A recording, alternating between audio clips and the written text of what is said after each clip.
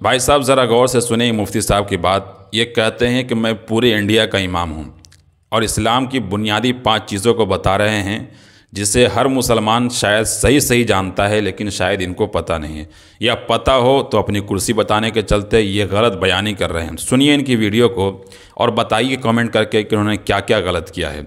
चलिए सुनिए इनकी वीडियो को। इस्लाम की 5 टीचिंग जो सबको जाननी चाहिए। बस इस्लाम की जो 5 टीचिंग से पहला है तौहीद। पहले तौहीद में एकम ब्रह्मम द्वितीय नास्ति, ला इलाहा इल्लल्लाह, मतलब एक ईश्वर के अलावा किसी और को नहीं मानना है, उस ईश्वर को मानना है।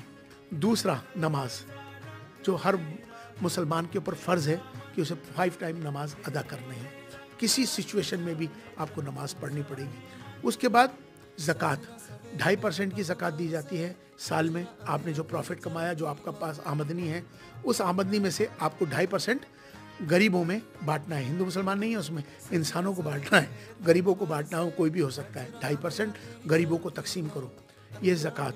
फिर है हज। अगर आप साहिब हैसियत हैं, आपके पास इतना माल है कि आपने अपनी शादियां कर दी, बच्चे फारिग हो गए, कर्जा नहीं है, आपके पास पैसे जो बचे हुए हैं, अब आप हज करने जाओ, आप पर फ़र्ज़ है। इसी तरह से रोज़ा, अगर आप सेहतमंद हैं। तो देखा आपने, उन्होंने बहुत सारी अच्छी बातें भी की हैं, लेकिन गलत बता देना ये कोई अच्छी बात नहीं है। इन्होंने 2 गलतियां की हैं। अब आप कमेंट करके बताइएगा कहाँ कहाँ गलती की है। पहली गलती तो इन्होंने बहुत सादा सा की है। हालांकि कुरान खुद कहता है कि ज़कात किसको देना है, इन्नमा सदक़ातु लिल-फ़ुक़राइ वल-मसाकीन वल-आमिलीना अलैहा वल-मुअल्लफ़ति क़ुलूबुहुम व फ़िर रिक़ाबि वल-गारिमीना व फ़ी सबीलिल्लाहि व इब्निस सबील। यह कुरान में साफ बयान कर दिया गया और सारे दुनिया के उलमा का और सारे दुनिया के फ़ुक़हा का ये इजमा है इसके ख़िलाफ़ जो ये कह रहे हैं।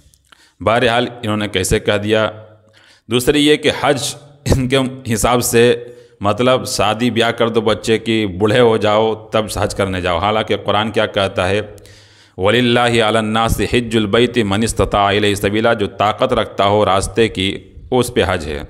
अब इस्तिताअत में सारे उलमा का इत्तेफाक है कि ज़ाद राहिला और घर वालों का इंतज़ाम और आने जाने का ख़र्च ये सब होना चाहिए, लेकिन उन्होंने शादी भी जोड़ लिया है, बच्चों की शादी भी जोड़ लिया है, सबकी शादी जोड़ लिया है। अब देखें, अब आप ही बताएं कि कितनी गलतियाँ इन्होंने की है। कमेंट करके ज़रूर बताइए कहाँ कहाँ इनकी गलती है। क्या इनको ऐसा करना चाहिए था या नहीं करना चाहिए था, ज़रूर बताएं कमेंट करके।